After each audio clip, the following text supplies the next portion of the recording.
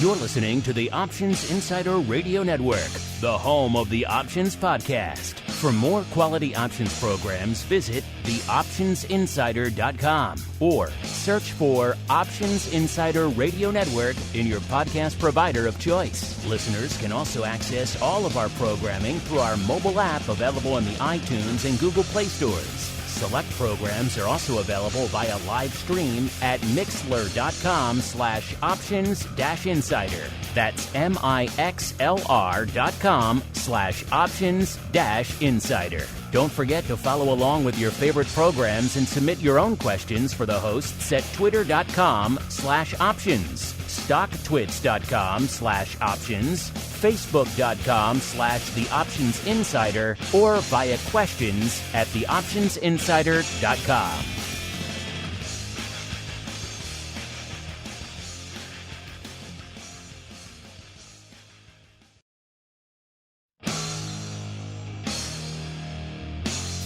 And now, it's time for the show that breaks down the options market from unusual activity alerts to market analysis, strategy overviews, listener questions, and much more.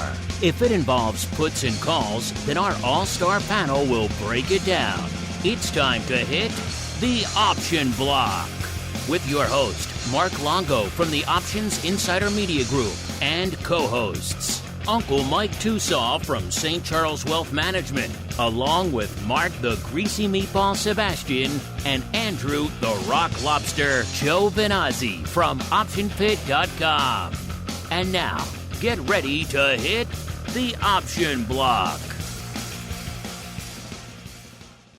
All right, everybody. That music means, yes, we are back after our unscheduled hiatus.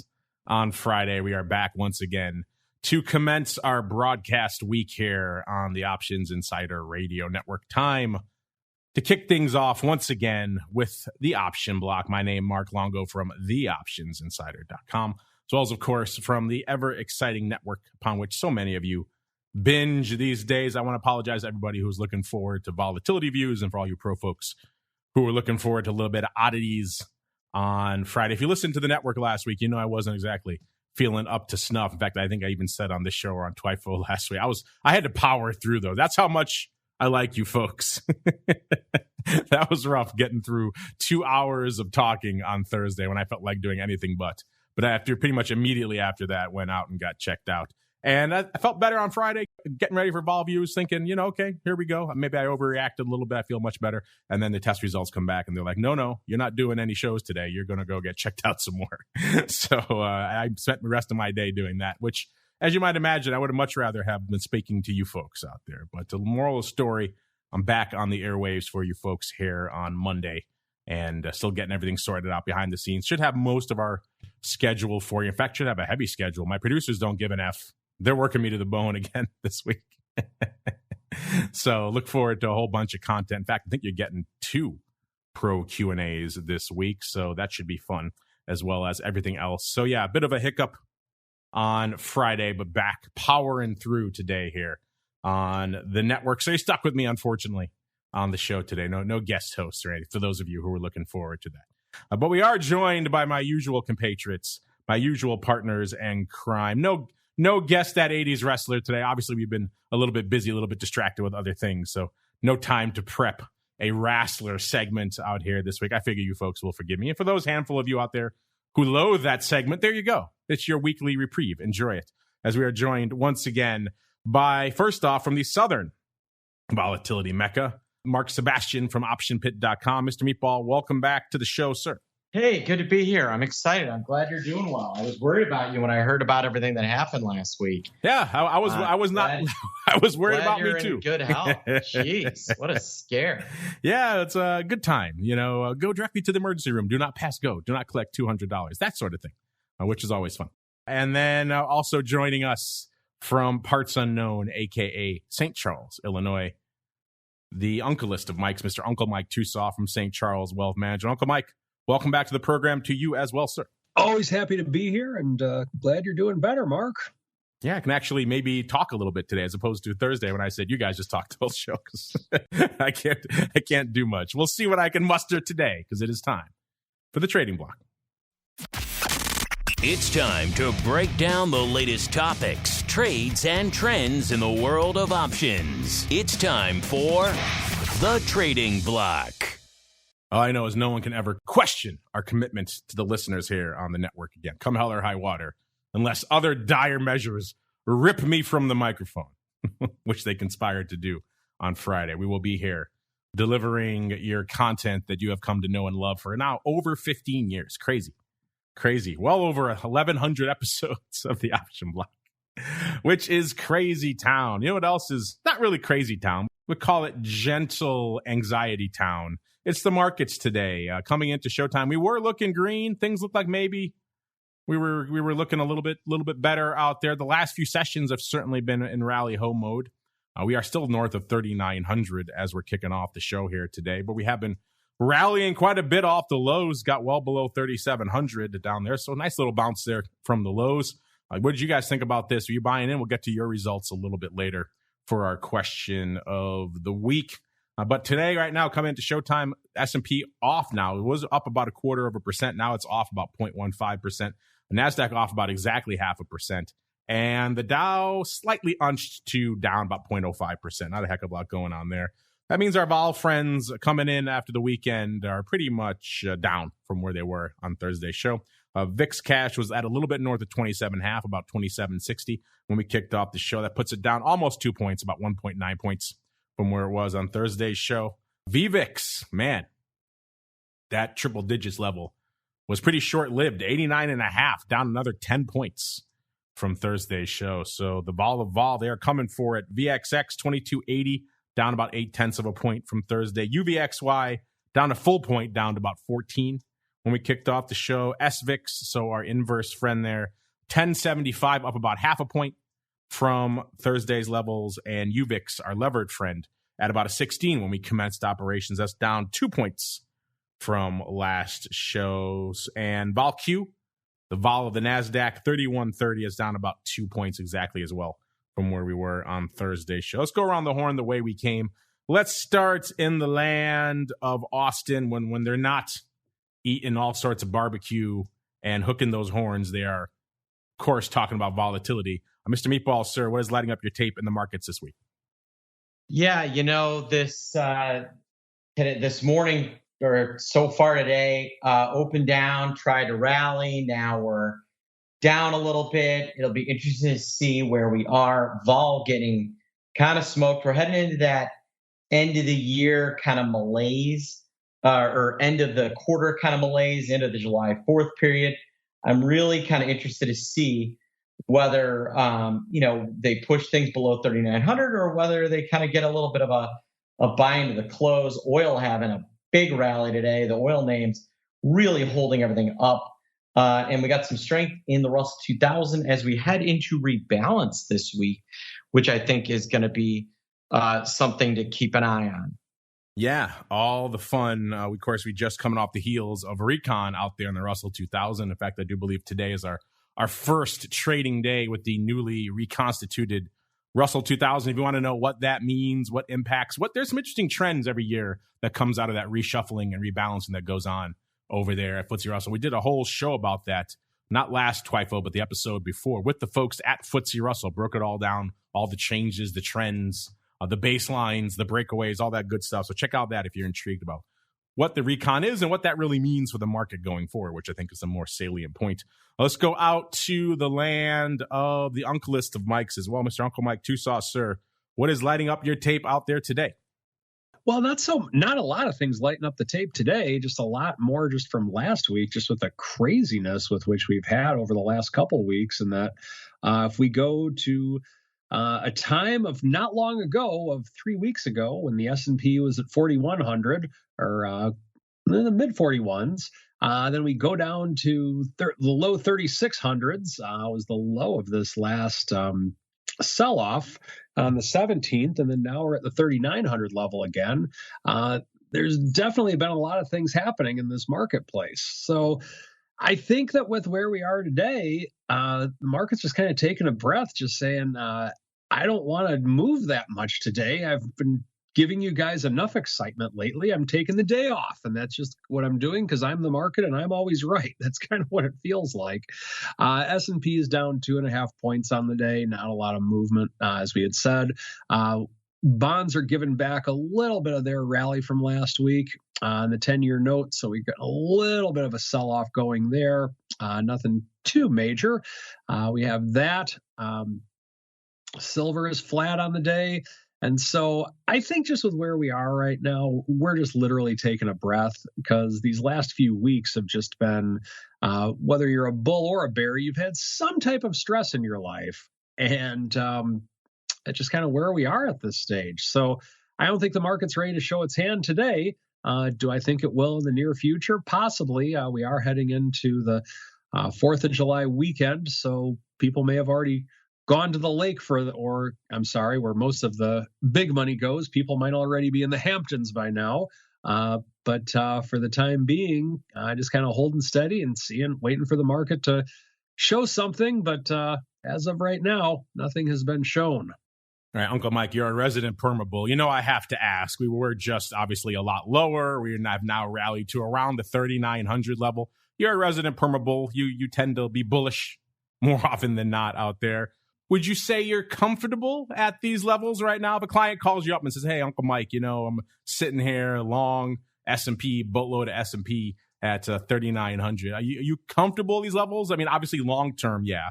But, I mean, for the next, let's say, 6 months or so, do you think there's a heck of a lot more turbulence and they should buckle in for a lot more downside to come? Well, I mean, because we're negative on the year, I'm highly uncomfortable at these levels. I think that if the market's not at least going to be positive on the year, then the market really is kind of a weak market, in my opinion. And I'll wait for it to be positive. Of course, like as you mentioned, long term, yes, I'm extremely comfortable with that. But for the time being, I think that you need to really pick your spots to be in a market like this. And I think longer term, short put spreads are things to do, maybe buying some out of the money calls or call spreads with smaller amounts of cash.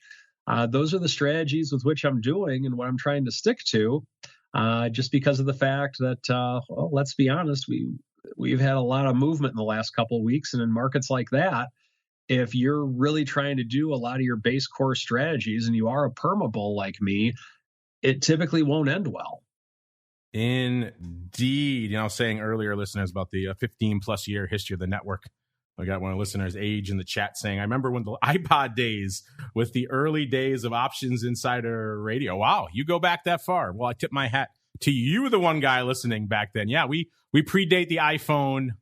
In the early days, you kind of had an RSS reader together. You had to jump through some hoops on the old iPod to get it. You had to sync with Wi-Fi. Actually, I think you had to plug in. You had to physically plug in the device back then. There was no Wi-Fi syncing. So yeah, we were early days on this whole podcast thing. Man, it seems like an eternity ago. Now people saying going to major corporations and then sitting down with me and they're like, okay, what are you doing? I tell them all these things. Then I'd say we're doing a podcast and they were just crickets. Like, what the F is a podcast? And so you have to explain it. And I'd say, you guys get radio, right? And so that's why the name became the Options Insider Radio Network. It has stuck ever since. But now you say a podcast, people are like, oh, yeah, I get it. Joe Rogan, all Spotify, all those things. Sure. But yeah, back then, not so much. So I tip my hat to all of you hardcore folks who have been in there since the old RSS days. You folks are the reason we are still doing it 15 plus years later. Let's see what the market's doing today. And I think you guys can probably guess it's really a whole heck of a lot of nothing. VIX seems like it's kind of just waking up and struggling to get out of bed today. 205,000 contracts as of a few minutes ago on the tape. The ADV going the wrong way, back below 500,000 contracts, 492,000 contracts on the tape. SPY actually looking a little bit more robust. I think it's that intraday switcheroo when we go from green down to red, even though it wasn't that dynamic. That was enough to drive some paper. That usually seems like that's the case with SPY because we're closing on a 4 million contracts off 3.95 million contracts. The ADV is 7, so we're already over half of your ADV's worth of paper out there today, which is clearly not the case with VIX. So SPY, VIX, they have a little bit different triggers out there when it comes to volume. The S looking pretty similar, about 1.1 million. That's a pretty active day for the S, all things considered. The ADV is 2.2, so we're pretty much halfway there in the S as well. Small caps, nobody wants to touch them today. We were just talking about the recon. It's interesting, I guess, after the rebalance, folks taking a bit of a breather out there. It's up about 0.2% out there in small cap land, but only 323,000 contracts on the tape. The ADV a little bit shy of 800K out there. And the Qs, 1.3 million. The ADV, almost 2.6 million. So we're pretty much halfway there as well. The Qs doesn't take much to have them move 0.5% in either direction. So the Qs are usually putting up some numbers these days. Let's see what's going on in the single name land. And you know what? Not a heck of a lot there either. This is like, if I had just seen these numbers out of context and you asked me to guess a day, I would say, okay, it's August 25th or maybe December 22nd or something like that, because not a heck of a lot going up on the old tape today. It only cost you 128,000 contracts to break into the top 10 today, listeners. That is about as low as I've seen it in quite some time out there. Usually, on any decent day, you can usually at least get to $1.50, $1.55, something like that. Maybe $1.80 if you're lucky. $1.28, that's pretty light. But it does get us to one of our frequent offenders, which is Charge Point Holdings. You know, Mark, I'm curious for you on this. You do all your big money flow over there. I was kind of joking on a recent episode of Options Oddities that we could almost do an entire show on just the amount of ridiculous, sizable flow. 50,000 of this, 30,000 of this, every single day. There are ridiculous prints in Charge Point. I'm curious if this name has come across your radar and your big money flow and what you think about all the crazy back and forth out there. Yeah, it's incredible the amount of paper this sees going both ways. We watched one customer basically ride puts from like 25 all the way down to about 13. And that now that trader's been kind of trading around it. And then on the other end, we've got a couple of customers that like to be long calls. Today, they bought 35,000 of the July 1st 17 calls. Charge Point is 15.5. They're looking for a pretty big move. Might be a 1x2. Yep, it is. It is some sort of ratio. They are doing some sort of July 8th 16, July 1 16 versus the regular 17 kind of weird call fly trade. We've seen just an amazing amount of paper in this thing, and it's going both ways. Obviously the put buyers have been right, and they have continued to press. But we still have call buyers in there that are banking on this thing moving higher, and it's been one that has been just continuously active. The other one that I think we'll probably talk about at some point is MSOS, which is the cannabis ETF. That sees an amazing amount of paper for how obscure it is, and continues to see paper moving both ways. Yeah, this Charge Point is just ridiculous. I mean, today, nothing's happening. It costs you 128,000 contracts to break into the top 10, and Charge Point still manages to put up a 35,000 lot of the weeklies in the 17 calls expiring on the 1st. I mean, this name is ridiculous. It's like two diametrically opposed funds or perhaps more are just slugging it out in there pretty much every day and for size. This is like Tesla size paper, but in a name that is obviously orders of magnitude smaller. It's just crazy. But yeah, Charge Point, another day that ends in Y, another random 35,000 lot going up. Yeah, I don't know what funds have discovered this and what they're up to out there. Obviously, there's a lot of put trades. We did see that. But yeah, these are calls trading today. So crazy town afoot out there. We could do a whole separate show, I think, on the network of Charge Point craziness. Instead, we'll just move on to number 9 for today. Maybe we'll come back to it on oddities. Again, we could spend the full hour out there. By the way, we had Saad Hussein. He was going to join us for oddities on Friday. He was all excited. We had the Flow Master queued up for vol views on Friday. A lot of good stuff. We'll try to get all those folks rescheduled for you, bring you back a lot of fun stuff here. Number 9, Baba. Is everything better again in China, or are we just kind of preparing for the next leg downward? Either way, Baba, $1.52, up about 1% today, trading 118 3/4. Number 8, you don't need me to explain why this one's moving. It's NEO. Just any day that ends in Y these days. NEO's usually around number 8. It's kind of like its spot. 201,000 contracts for NEO. Number 7, a name that just rolls off the tongue, Meta Platforms Inc. I wish I could see how much they paid the branding agency that they consulted with to come up with this name that I think is universally reviled. Obviously, Facebook kind of universally reviled as well, so maybe there's a little bit of overlap there, but in general, I can't yet to come across anyone who likes the name Meta.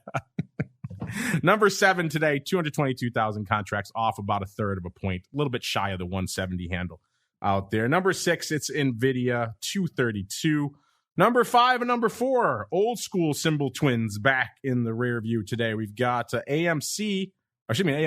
I did it myself. AMD, number 5, 245,000 contracts. AMD getting bumped from its usual number 4 spot. AMC, by the way, almost literally unched it today around $87, and that's not an underlying day. By number 4, by its symbol twin and now rival, AMC, 334,000 contracts out there, trading about $14 or $1.60 or nearly 13% jump again today. So I guess the apes are back at it out there today. And your favorite movie theater chain / freaking gold miner. We had a great write-up about their CEO recently and what a controversial figure he has become out there. Number 3, it's Amazon.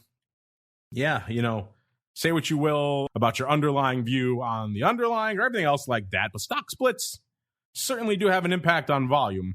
And in the case of the Amazonians, that is pretty clear. Amazon, number 3 again. Ever since they've split, it's been number 1, number 2, or number 3 pretty much every session. Amazon number 3 today, 472,000 contracts, off about 2%, right around 114 is where it's trading right now.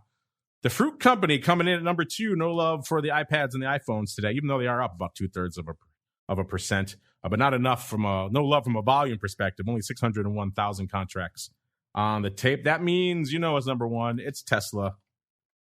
623,000. I mean, this is like half of what we would see in any sort of decently active day around this time. So again, kind of just an extremely light day. Tesla off a whopping $3 or about 0.4% out there after having an intraday range of as low as 730, which was just looks like about a little while ago, and a high of 756. So it's had a $26 range today, but right now hanging out kind of unched like the markets are. Not much lighting it up out there. There are still, listeners, if you are an earnings fan, then there are still some names for you guys to sink your teeth into.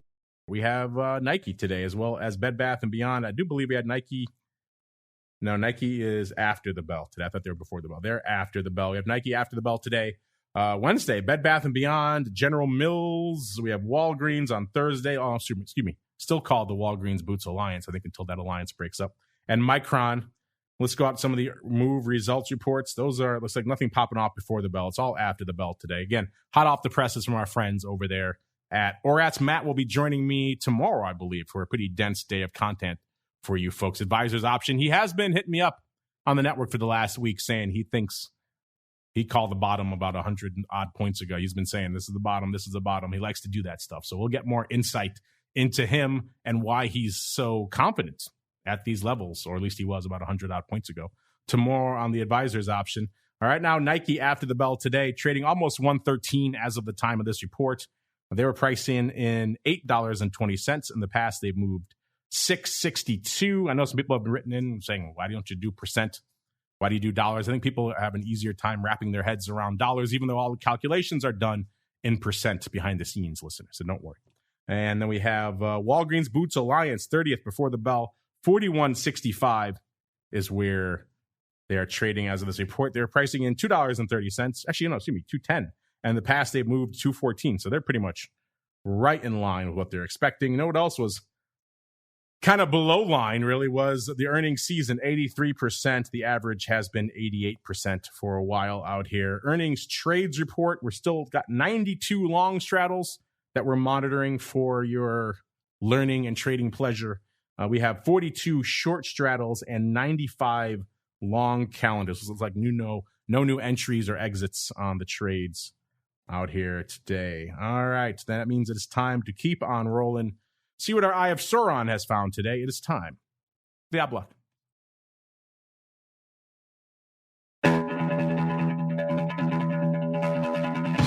It's time to break down the most interesting, unusual, and downright questionable options activity that's been identified by theoptionsinsider.com. It's time for the Odd Block.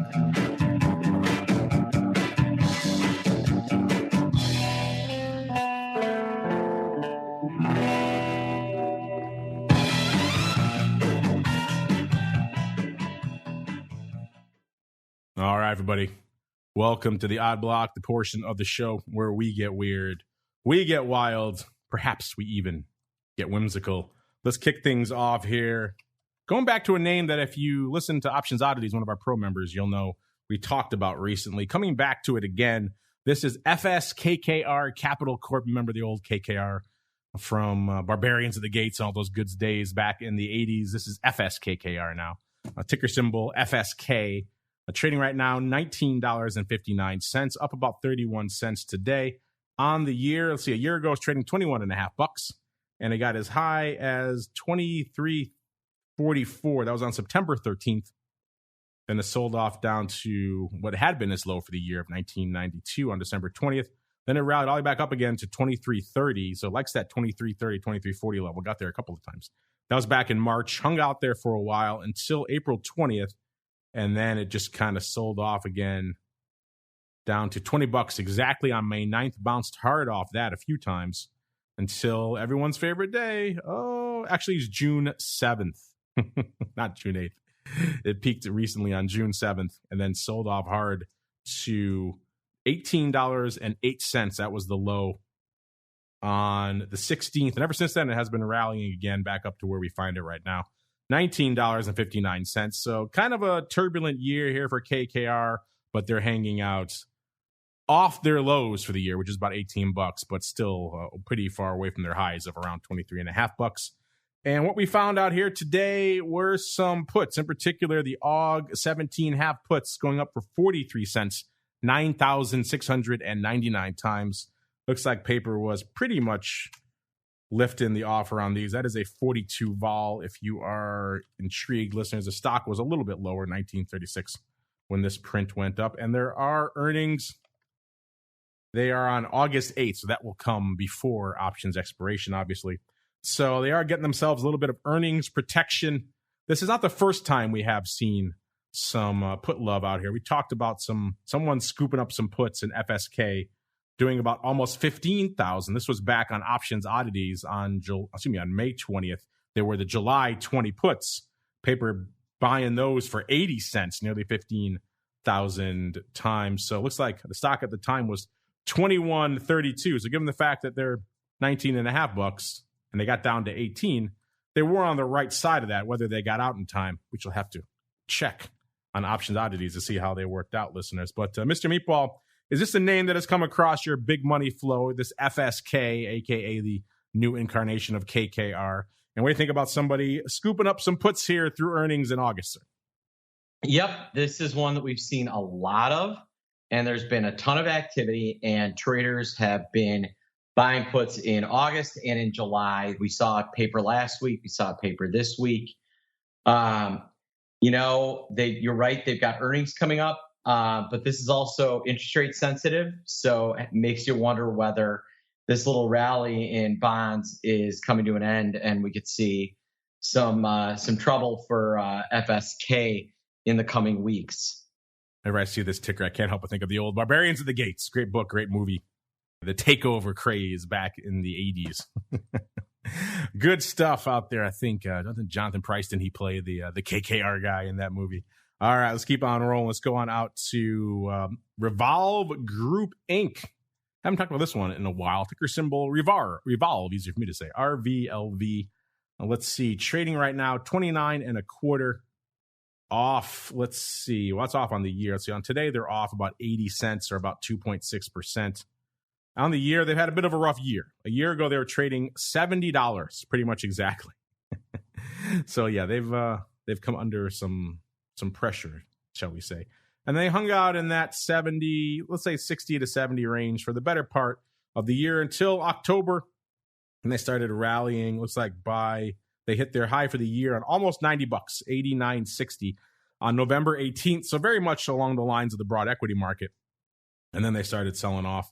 They got down to $45 even. So they got cut almost in half by January 24th. That's a pretty quick comeuppance. November 18th, they were at almost $90. By January 4th, which should be January 21st, they were at 41.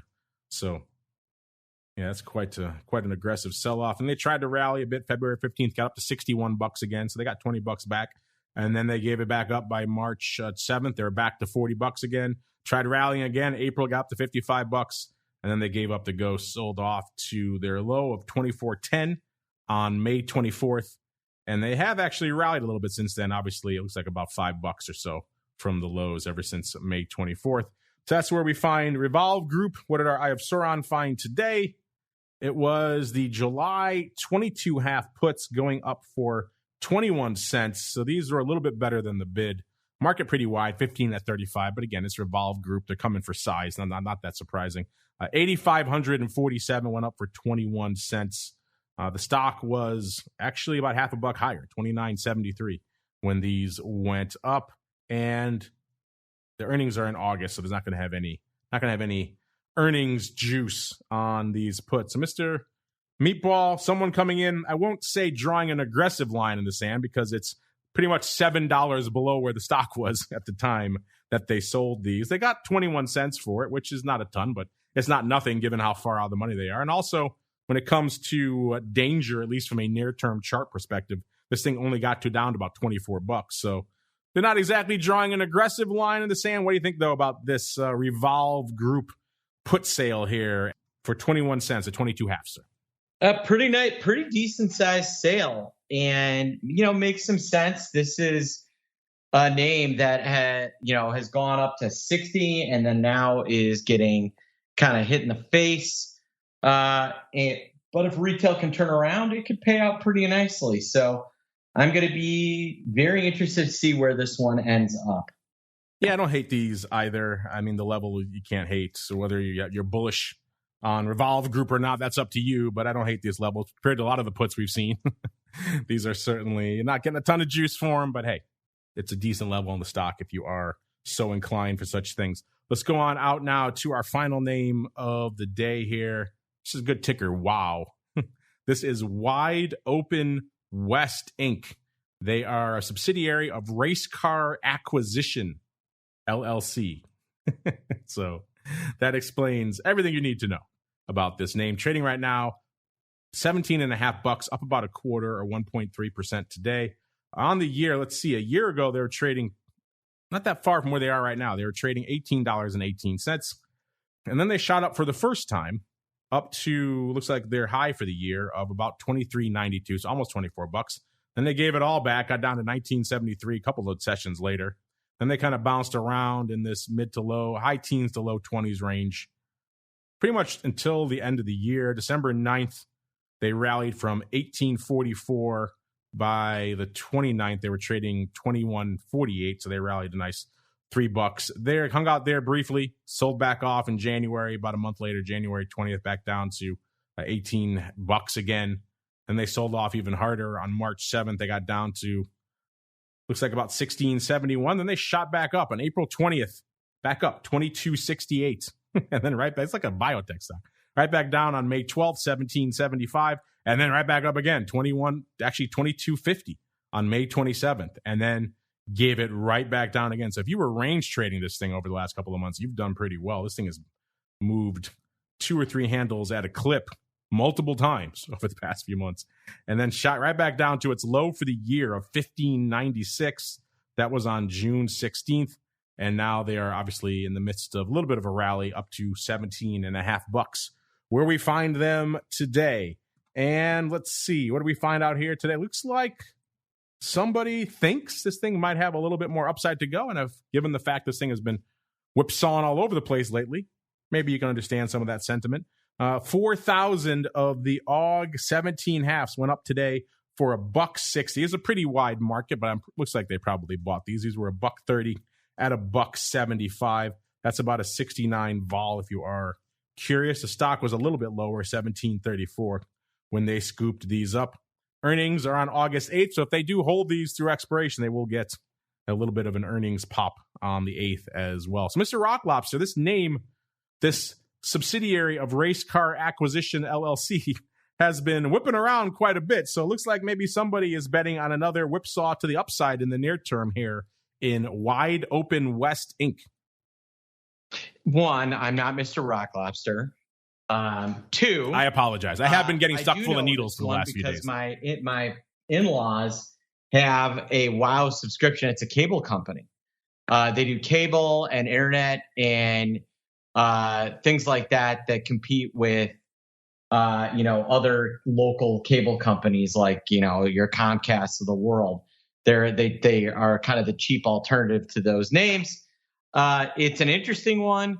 When you look at cable as a whole, you gotta wonder. But heck, maybe the wide open West is gonna get closed and bought because this sucker got absolutely smoked a couple of weeks ago, and they appear to be setting up and maybe looking for a move back to the 200-day moving average, which would be right around 1960. So these definitely appear to be bullish and play for Wide Open West Incorporated, WOW, to make a run higher. Yeah, you're right. They're a cable provider here. I'm looking here. I don't know what race car acquisition does. It's a weird. I thought they were buying up race cars, but apparently they buy up cable and internet providers because they are the parent company of Wide Open West. So strange names aplenty here for WOW. What do you think of these calls, listeners? You like them? Hit us up. Let us know. I know you guys always like, though, the strategy block. So let's get to it. It's time to dispense options, wit, wisdom, and education. It's time for the Strategy Block. All right, listeners, we have reached that portion of the show, the time where I unleash Uncle Mike upon the unwashed masses. Uncle Mike, sir, what do you have in store for the unwashed? Actually, our audience is pretty clean. Let's call them the washed masses this week, sir. Well, I want to go through today is a call spread. And so let's say you're in this market and you've seen this rally that we've had over the course of the last week, whatever. And maybe you want to sell a little bit of premium to add something on top of your bullish butterflies, bullish call spreads, or whatever the case may be, or bullish calls. What if you want to do just a good old-fashioned call spread? Well, let's talk about that today. So one thing with which you can do if you are bearish neutral is you can sell a call option. Now, I'm not talking about a covered call. Let's just start with a good old-fashioned naked call right now.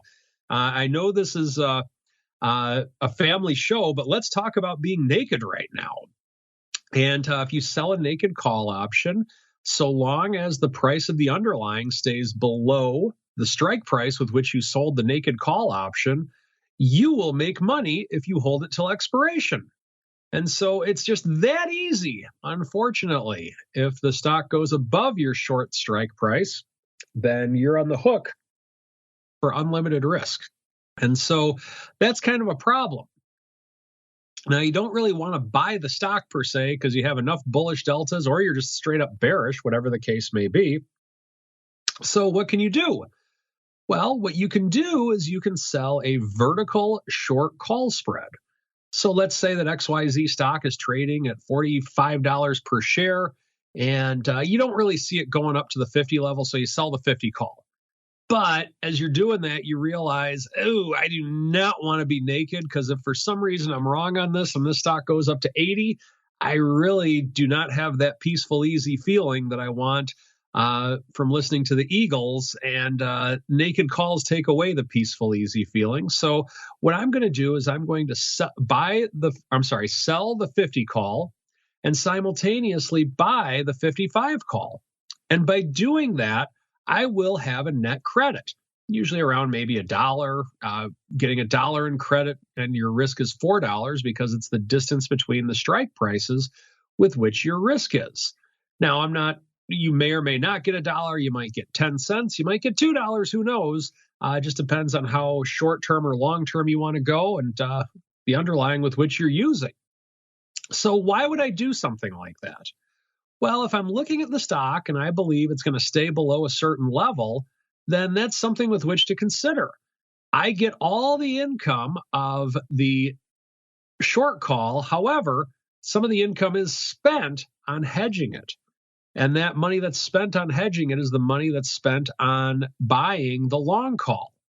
And so by doing this, it has the same technique of selling a short call. However, your risk is limited. So that way, you know that if the stock for some reason does goes up to 60, 70, 80, 90, whatever the case may be, you know that you're protected from 55 on up. You know that you're going to only lose a specific amount. And that's the benefit of vertical spreads. Now, when doing this, have the understanding that you don't get all your money right away. So in other words, if the stock goes lower, yes, you'll make money on the long call, but you're also going to lose money on the short. You're going to make money on the short call, but you're also going to lose money on the long call. So, for example, if God were to tell me, Mike, this stock is staying below 50, what I would do is I would just sell the 50 call naked. Why do I need to have the 55 call in place to hedge myself? God told me it's not going above 50. Now, unfortunately, in reality, God does not tell me which way stocks are going to go. But my point is that I don't need that hedge if I know that it's not going to go up. God doesn't tell people where stocks are going to go. I don't care what the late night infomercials may say. So on there, what I like to do is buy some type of a protection. And what that is buying the long call to protect the short call. Still the same effect. You won't make as much money as you would on just selling a naked call, but the protection that you have makes a lot more sense, in my opinion. So if you believe that we've had a little bit of a rally recently and you're looking to maybe trim some of your deltas and maybe get some theta on the table in some way, shape, or form, whatever your positions may be, if that's what you're thinking, a short call spread might be something with which to consider. And that's the strategy block for today. All right, let's keep on rolling. It's time to hit up the mail block.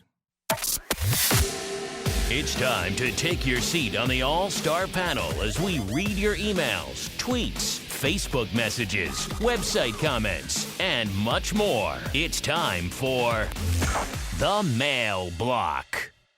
All right, everybody, welcome to the mail block. I think we're falling behind on some of our mail. It's been busy times here on the show, as you might imagine. So get some of that. Let's pay off our question of the week that I mentioned at the top of the show from last week. Still mulling over what our question of the week should be for this week. So if you folks have suggestions, if you're listening live, hit us up. If you're listening after the fact, send them in if you have a poll question you'd like us to ask this week. So we've touched on a lot of interesting topics of late, but there's a lot going on out there that might be interesting or top of mind to you folks. So hit us up, let us know if you have an idea. In terms of last week, we asked you guys, hey, back to our BTFD discussion that is kind of top of mind for everybody right now. We said over 40% of our audience, when we polled you guys saying, are you long right now, or were you looking to buy, or were you BTFDing? Over 40% of you said you were BTFDing, or I should say really waiting to BTFD until the SPX hit 37.50 or below. Obviously, we hit that level and below recently. So we asked you last week, are you back in? What's your deal? And we gave you three choices: waiting for lower levels, I'm back in, or I never got out. And 54.2%, so over half of you saying you are waiting for lower levels out there. 25.4%, this part dismays me a little bit. 25.4% of you saying you never got out, so you've been kind of riding this elevator right back down, which that's kind of one of the reasons the network exists, right? We want to make you guys a little bit more active so you don't have to. You can ride the elevator up all you want. You don't want to ride it down. And then I'm back in is 20.3%. So 20% of you buying back in, over half are waiting, and about a quarter of you are still in by default because you never got out. So intriguing stuff. Mr. Uncle Mike, maybe we'll start with you. What are your thoughts on the fact that over half of our audience is still waiting for lower levels, and 25% never got out? Maybe they need to have a call with Uncle Mike. And what do you think our next question of the week should be? A three-parter, a trifecta for you, sir. Well, in terms of those that never got out, I guess I'm kind of in that camp because I just keep rolling down my put spreads. That could be the case to where you're not necessarily out, but you're not really totally in. So I'm hoping for a lot of our audience that they're kind of in that camp. In terms of people waiting for lower levels, I mean, we dropped a pretty significant amount. I believe we were down 26% off the high at one point. When we were at 36.36, I think 48.08, something like that was the high. That's a pretty big drop. And so I appreciate that patience is a good thing, but I think that you've had your drop. Now, if you are like me and that I'd feel more comfortable being in a market that's positive on the year, I obviously respect that. That's kind of what I feel. But that's it's those are interesting numbers with the poll. That's one of the more interesting polls that I think we've had on this show in terms of the results. And in terms of the question of the week for next week, I would say maybe ask it towards the people who are waiting for lower levels. Is it worth being bearish right now if you're waiting for lower levels? Getting short, stepping in front of that train, riding it all the way back down, driving it back down, some might say, if you believe all the Twitter conspiracies that are going. I see Citadel was trending again this morning, so that's usually never a good sign. The market's in a bit of a tizzy out there. Mr. Meatball, same question for you, sir. What do you think about over half of our audience? They're hanging out, waiting for lower levels. About a quarter never got out. 20% are back in pretty much, or were back in as of the levels from last week. And then B, what do you think our question of the week should be coming up? All right. So you never got out. That was a mistake. You're not in yet. I don't blame you. You got in at 37.50. I think that's a level at least to start pecking. That's kind of a nice level of resistance here for the S&P near term. Do I think we're going to get to pre-pandemic levels? Yeah, I do.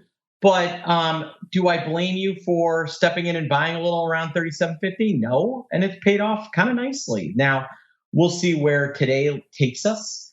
We're currently down 11. Are we going to pin 3,900? Entirely possible.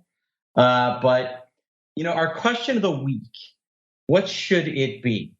Maybe it needs to be something around, because we didn't talk about this today, but I don't know if you've seen where Bitcoin is or ETH, but they are getting to levels that are just catastrophic for that group. And I'm wondering about that. Or do we ask a question about the next level for the VIX? Is it going to 20 or is it going to 35 or is it going to both before its expiration? Well, we did the 10K or 50K question a couple of weeks ago for Bitcoin, and most of our audience was on the 10K tip. So, yeah, they're looking all right. By the way, we have Crypto Rundown coming up a little bit later today, listeners, so we will get a deeper dive into all this. And yes, all these cryptos that maybe you didn't like them at levels a few months ago. Well, spoiler alert, they're a lot lower now, so perhaps those are attractive to you now. VIX, we have done some VIX polls. We have done some S&P polls as well, so we'll mix it up. If you guys have a suggestion for question of the week, a topic you think we should peer into our audience and try to get the answers for, hit us up.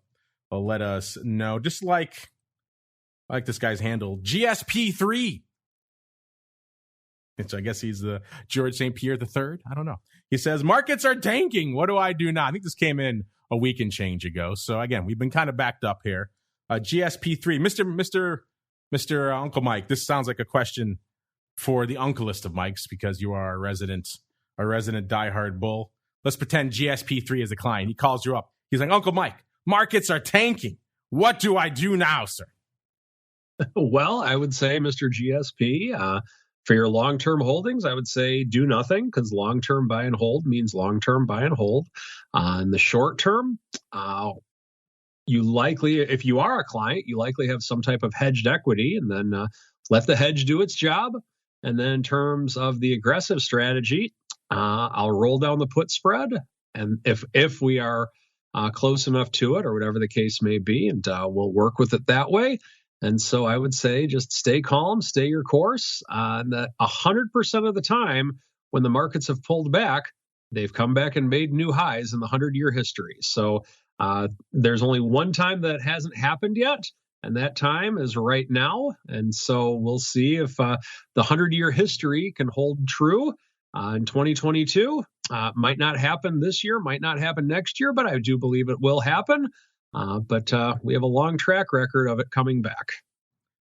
Let's see. Let's squeeze another one here. Let's go to Brian. He also sent this in, I think, last week. Obviously, markets have whipped around a little bit since you sent this in, Brian. He says, hello.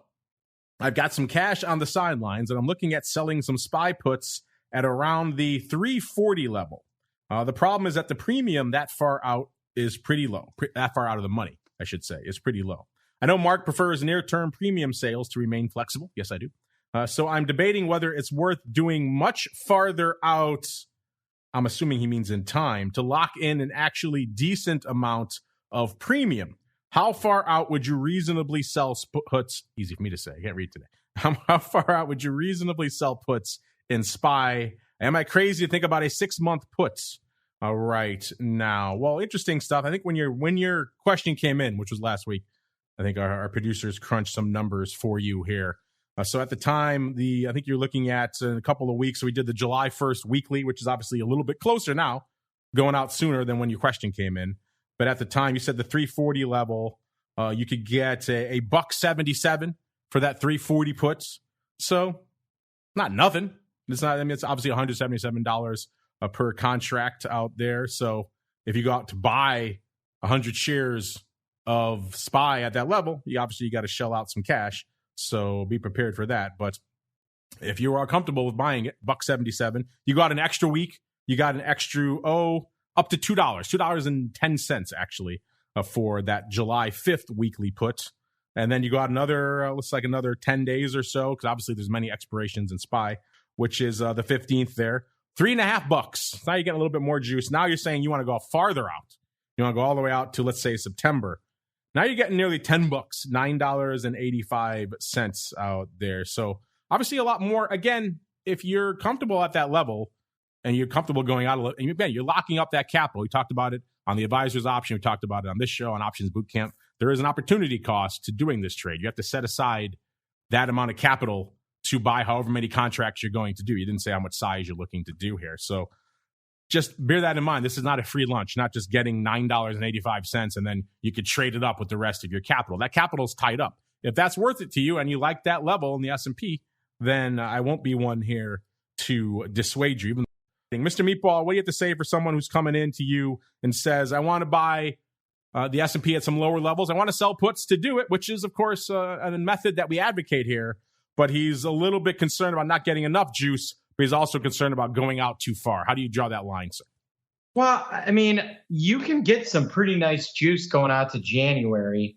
And, that is 6 months away. That's a nice duration. You're going to get some good premium. If you're selling puts with VIX at 27, then, you've got to be willing to take you want to be selling some Vega. And, there's some real nice juice. The 3,000 puts are going to pay you 2%. The 3,500 puts, which are a good 10% out of the money, are going to bring in about 4%. Those are nice premium sales, and I will take delivery at those levels. So, I think that there's plenty of reason to be willing to short puts at down here if you're willing to buy at certain levels. And I don't think you need to worry about. I don't think you really need to worry about going too far out. Vol's pretty high. Obviously, you'd like it a little higher than it currently is, but you're getting some nice Vega if you go out and sell. And when Vol's high, that's what you want to sell. You want to sell some juice, and that's Vega. Yeah, when you're talking the S&P, I forgot who wrote this in. This is Brian. When you're talking the S&P, obviously it's not the same thing as your weekly options and your typical single name equity. You need a little bit more time for these things to bake out there. So you don't have to be out there hanging out in the weeklies all the time. You can go a little bit farther out in some of your broad equity indices. I like to keep my stuff nearer to home for more of the kind of your traditional premium harvesting. This is, you're drawing a line in the S&P, so you can go a little bit farther out. And as we said, vol is high, so not the worst time to do so if you were so inclined. Hit us up with some size and what levels you end up doing here, Brian, because we always like to hear feedback from our folks as we keep on rolling. It's time to go around the block. It's time to tell you what we'll be watching on our trading screens until the next episode. It's time for Around the Block. All right, everybody, let's do it. Let's go around the block, see what everyone's paying attention to. Uncle Mike, we will start with you, sir. What do you have on the radar until our Thursday show? I'm watching the 3,900 level of the S&P and also just watching the news. I know we don't get political on this show, and I'm not about to do that, but there was a landmark decision in the Supreme Court last week that we all know about, just seeing if that has any effect on the markets at all. So far, it doesn't appear that it has. And if there is anything that could cause some type of civil unrest in this country, that decision is something that could, because there's a lot of people that are upset about it and a lot of people that are happy about it. So just watching to see if that does appear to have any effect on things as the days go by. Just what we needed, a little more civil unrest in the country. That's exactly what the doctor ordered. Mr. Meatball, same question for you, sir. What are you keeping an eye on until our Thursday episode? Yeah, with Mike on this 3,900 level, watching vol and VIX. Vol continues to kind of die by the vine here. I'm keeping a tight eye on UVXY and where that goes. And then I'm watching these tech names. Apple, nice move back to 145 or 143 before starting to give it away. If we're really going to get to some of the levels that I've talked about, this is a stock that could get near 100. So I'm keeping a tight eye there. And then the oil names. What are they going to do? They're about the only positive thing really holding the market up today is energy names. So I'm keeping an eye on Exxon and Marathon and where they go. And that music means we got to go on out of here. Don't worry, we'll be back in a little bit with the crypto rundown. If you're listening live, that'll be in your ear holes post haste. If you're on demand, just wait until it hits the network. Hit next. It'll be ready and waiting for you. No, it's always ready and waiting to talk to you. It's the Uncle-list of Mike's. Mr. Uncle Mike, sir, if folks want to hit you up, where should they go? What should they do? stcharleswealth.com. Check out my website. Check out my YouTube channel. Type in St. Charles Wealth Management. I will have a video on call spreads up shortly to expand on today. Or follow me on Twitter at Mike TOSAW, TOSAW. There you go. Give him a follow on the old Twitters at Mike TOSAW. Check him out on YouTube. He's one of the rising YouTube stars of 2022. Check him out over there. Mr. Meatball's been cranking away on many platforms for a while, including some new products. Mr. Meatball, they head on over to Option Pit. What will they find, sir? Yeah, we're writing awesome content every day, from crypto to bonds and macro to you name it. Go to optionpit.com. I write a blog on volatility and VIX every day. Today I was talking about the fact that vol is about as cheap as it's going to come and ways that you could set up a trade around it. There you go. Check them out, optionpit.com. We'll be back with these yokels later on in this week on Thursday. Of course, later today we'll be back with the crypto rundown. Tomorrow, going to get a double dose of a pro Q&A as well as the advisor's options. We'll get a sense of what the Oracle of New Hampshire is putting down here. He likes the market at these. He liked them at lower levels. We'll see what he feels about these levels and a whole bunch more tomorrow. Wednesday, you're going to get your boot camp, as well as I do believe we are dragging Mr. Overby back live onto the network to do a live huddle. So if you have any questions for him, get those ready for the Wednesday show. Then back again on Thursday, another episode of the Option Block. Stay safe out there, everybody. You're listening to the Options Insider Radio Network, the home of the Options Podcast. For more quality options programs, visit theoptionsinsider.com or search for Options Insider Radio Network in your podcast provider of choice. Listeners can also access all of our programming through our mobile app available in the iTunes and Google Play stores. Select programs are also available via live stream at mixlr.com/options-insider. That's mixlr.com/options-insider. Don't forget to follow along with your favorite programs and submit your own questions for the hosts at twitter.com/options, stocktwits.com/options, facebook.com/theoptionsinsider, or via questions at theoptionsinsider.com.